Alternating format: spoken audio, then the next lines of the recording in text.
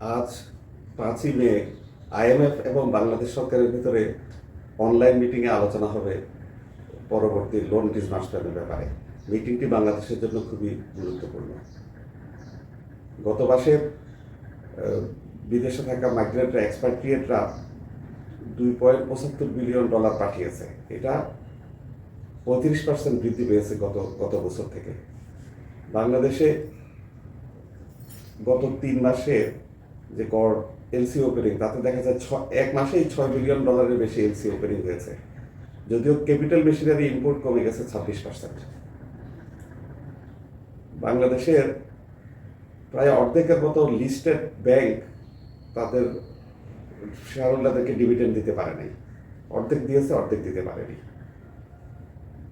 Non performing loan, খেলাপি ঋণ বেড়ে গেছে। এটা এই আগামী মাসেই 30% এক্সিড করে যাবে এবং বাংলাদেশ ব্যাংক আশা করছে জুন মাসে ইনফ্লেশন রেট 5%-এর নিচে চলে আসবে। এই আশাবাদের সাথে আমরাও আশাবাদী হয়ে আজকের ইকোনমিক আপডেট শেষ করলাম। ধন্যবাদ।